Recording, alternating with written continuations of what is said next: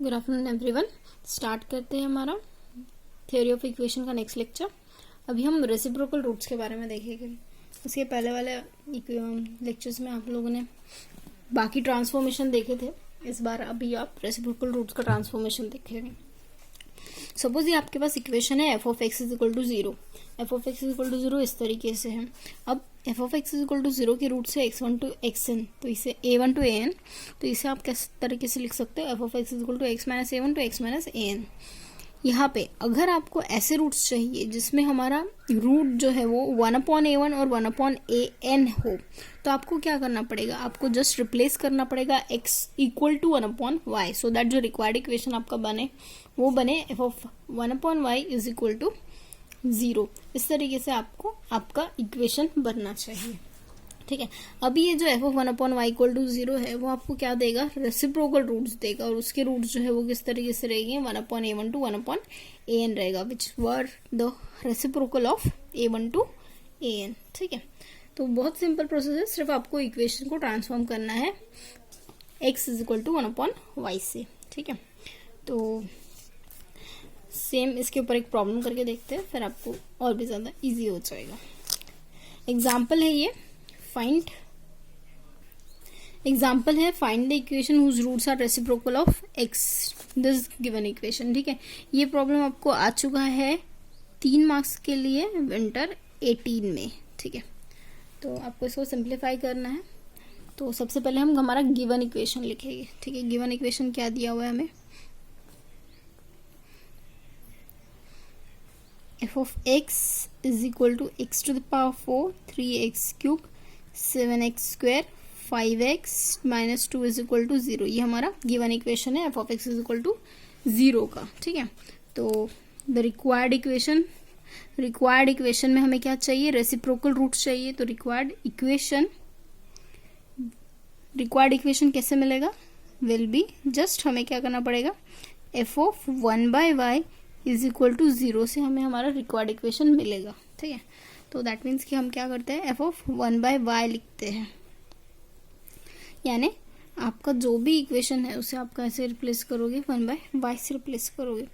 तो जब आप इसको 1/y से रिप्लेस करोगे तो आप x को 1/y से रिप्लेस करोगे तो आप क्या देखोगे कि ये 1/y टू द पावर 4 है, 3 1/y क्यूब है, 7 1/y स्क्वायर है, 5 1/y माइनस 2 इक्वल टू 0 है। ठीक है। अभी आपको क्या करना है, अभी आपको एलसीएम लेना है। ये y टू द पावर 4 है, दैट मीन्स कि आपको denominator y to the power 4 का एलसीएम लेना पड़ेगा। यानी यहाँ पे जो है आपको y to the power 4 numerator में भी और डिनोमिनेटर पे भी मल्टीप्लाई करना पड़ेगा। यहाँ पे आपको y to the power cube numerator और डिनोमिनेटर में मल्टीप्लाई करना पड़ेगा। ठीक है। क्योंकि यहाँ पे पावर में 1 है, हमको सारा डिनोमिनेटर जो है वो y टू द पावर 4 में ही चाहिए। दैट मीन्स ये क्या होगा, 1 minus 3y plus 7y square plus 5y cube minus 2y to the power 4 upon y to the power 4 होगा इक्वल टू 0। तो y टू द पावर 4 इसको मल्टीप्लाई करके हमें हमारा इक्वेशन क्या मिलेगा, minus 2y to the power 4। इसे हम रीअरेंज करके लिख रहे हैं, minus 3y plus 1 equal to 0, और यहाँ पे आएगा 2y to the power 4 minus 5y cube minus 7y square minus 1 is equal to 0। ठीक है। अब ये जो इक्वेशन मिला है वो क्या है, हमारा रिक्वायर्ड इक्वेशन है। ठीक है। जिसके रूट जो है वो रेसिप्रोकल में होंगे। ठीक है। बहुत ही इजी था, 3 मार्क्स के लिए पूछा जाता है इस तरीके से। बढ़ते हैं नेक्स्ट प्रॉब्लम की तरफ। नेक्स्ट प्रॉब्लम है, if ABC are the roots of the equation x cube plus P X square plus Q X plus R is equal to 0, find the value of 1/a square 1/b square plus 1/c square. हमको इस तरीके से यहाँ पे values निकालनी है। तो सबसे पहले हमें इक्वेशन कंसिडर करना पड़ेगा। ठीक है। Let f of x is equal to क्या है, x cube P X square Q X R equal to 0। अब इसके रूट्स क्या हो गए, इसके रूट्स जो है वो ABC दिए हुए हैं, बोल रहा है ना, इट्स रूट्स आर ABC। ठीक है। तो देन द इक्वेशन, वो इक्वेशन जिसके रूट जो है whose roots are 1/a, 1/b, 1/c। अगर हमको 1/a, 1/b, 1/c वाले इक्वेशन के रूट चाहिए होंगे तो हमें क्या करना पड़ेगा, f(1/y) = 0 पुट करना पड़ेगा, यानी हमें x को रिप्लेस करना पड़ेगा कैसे, 1/y से, है ना।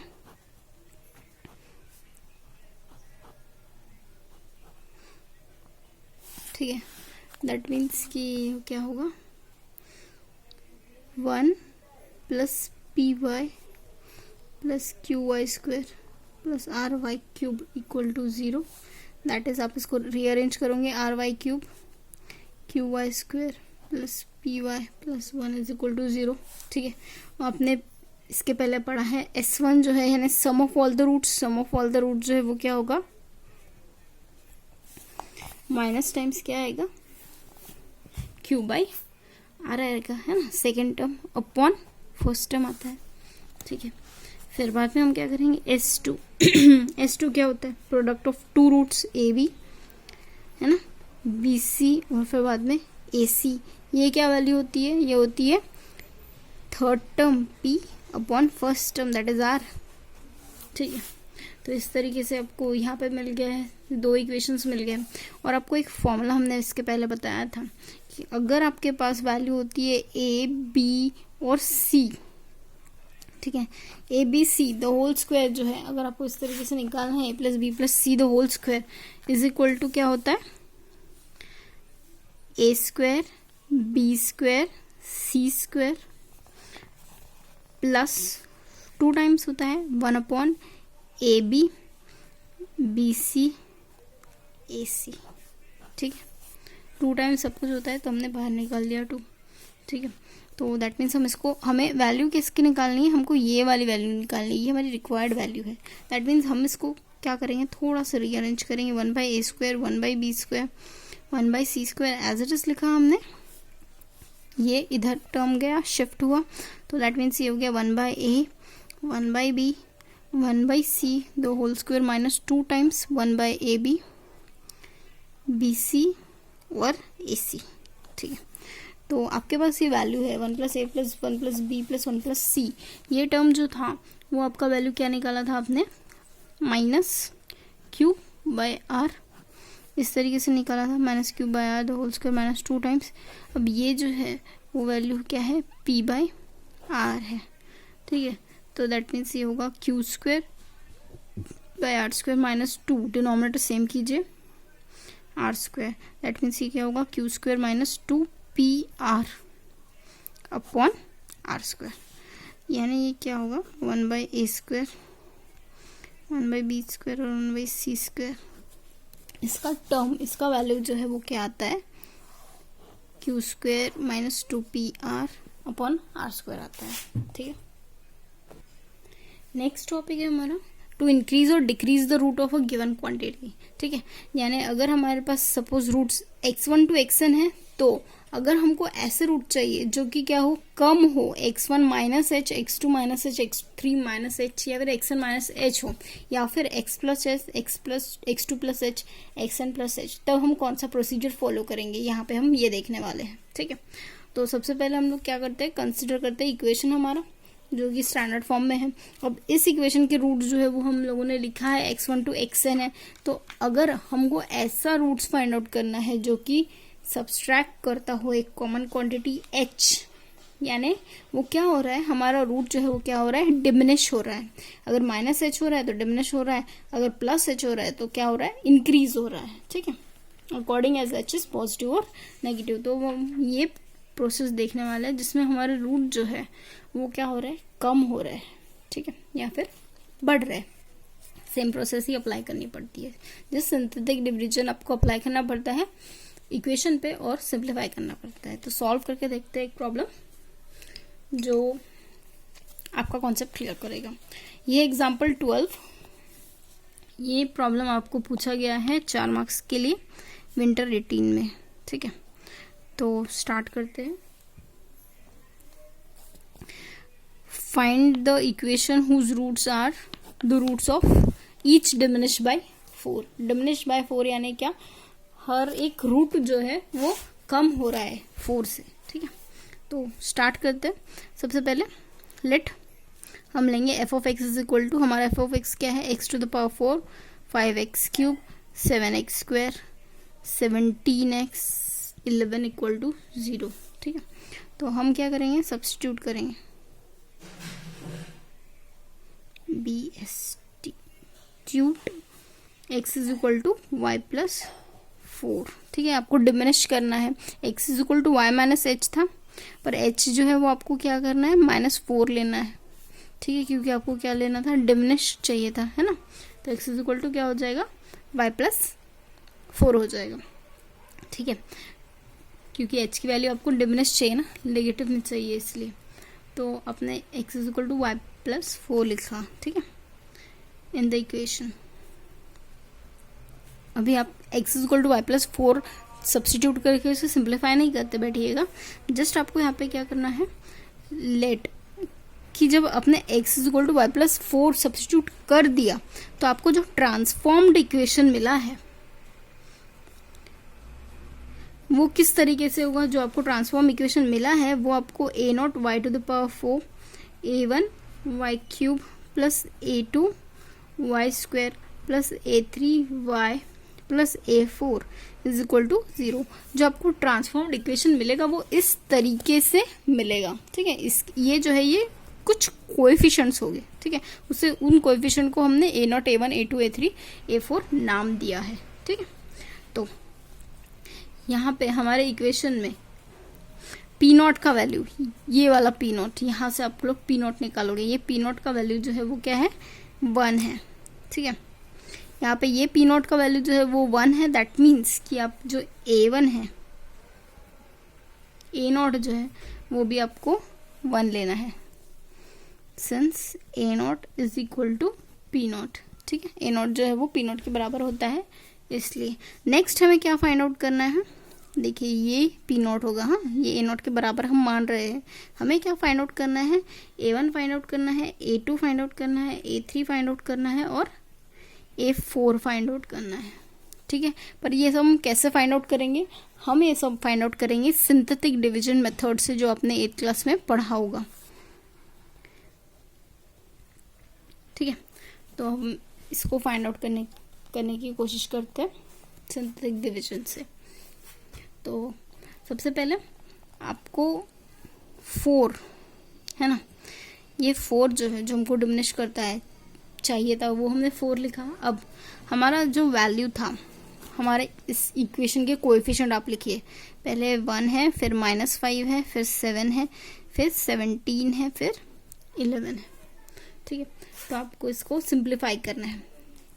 तो सबसे पहले 4 1 जा 4 ही हो जाएगा, 4 5 जा 20, सॉरी 1 4 जा 4 ही होगा, यहाँ पे 4 ही आएगा, ठीक है।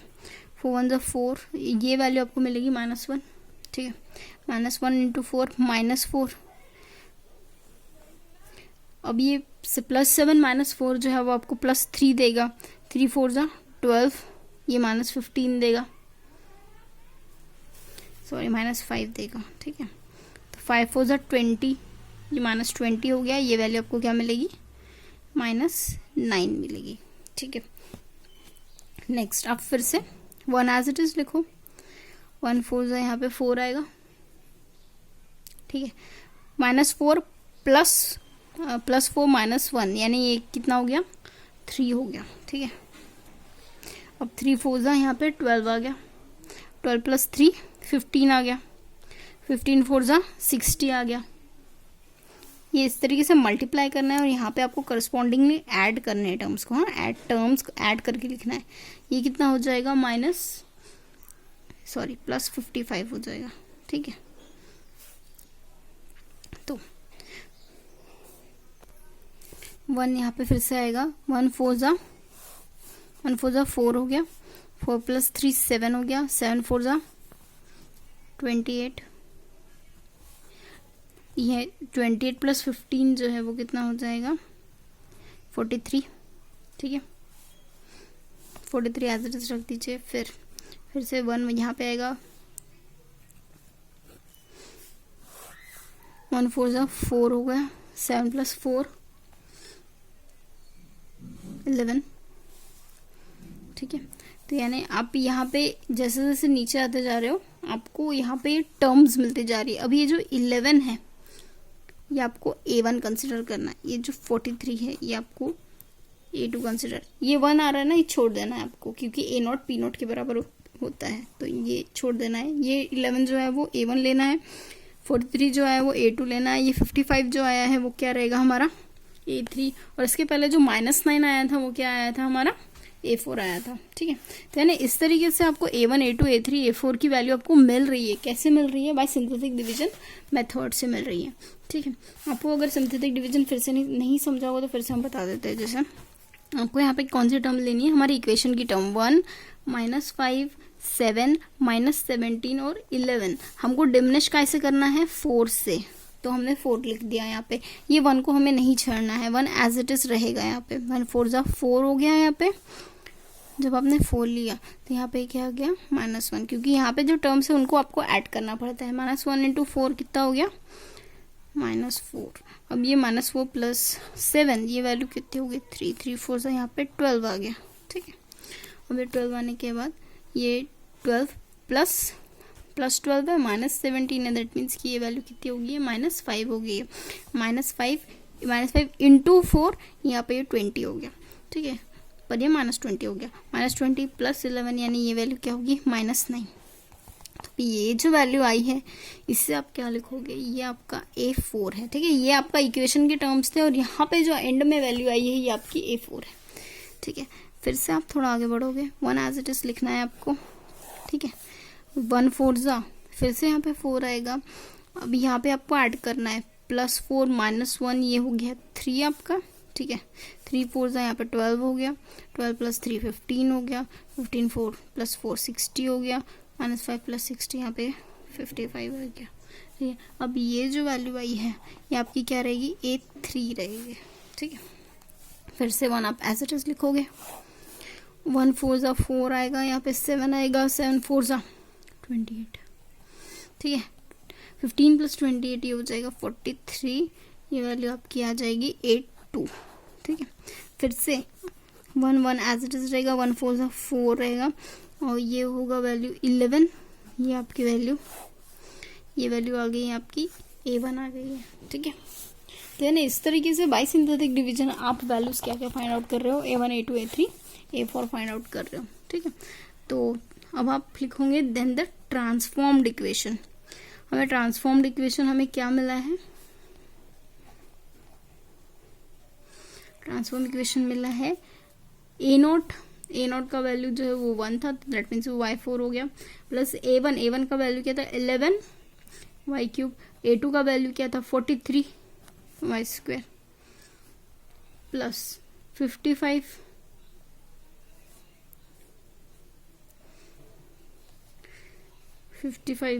y प्लस A4 का वैल्यू कितना है?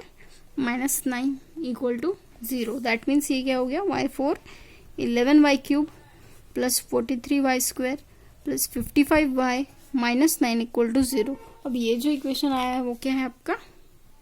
Required equation, which is the required equation. ठीक है, तो इस तरीके से ये इजी प्रॉब्लम में जो आपको 4 मार्क्स के लिए पूछा गया था। मूव करते हैं नेक्स्ट प्रॉब्लम पे।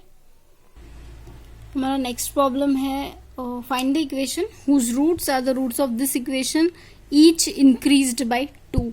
हर एक रूट जो है वो कहाँ से? 2 से इंक्रीज्ड हो रहा है। इसके पहले हमने क्या देखा था? डिमिनिश बाय 4 था, अभी यहाँ पे इंक्रीज्ड बाय 2 है। दैट मीन्स कि हमें हमारा इक्वेशन एज इट इज लिखना है, पर यहाँ पे इक्वेशन जो है वो हमें कंप्लीट फॉर्म में लिखना है, सो दैट जो 0 है वो 0 आए बराबर। और आपने क्या लिखा था? x = y - h लिखा था, और h का वैल्यू यहाँ पे क्या है? 2 है, क्योंकि 2 से इंक्रीज हो रहा है, इसलिए हमने क्या लिखा? x = y - h लिखा। तो यानी जो इक्वेशन हम ट्रांसफॉर्म करके लिखेंगे वो किस तरीके से लिखेंगे? A0 y⁵, A1 y4, A3 y2, A4 y plus A5 = 0 लिखेंगे।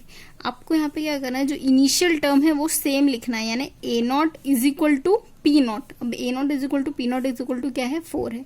अब ये जो बाकी के टर्म्स है A1 A3 A4 A5, ये आपको कैसे कैलकुलेट करना है?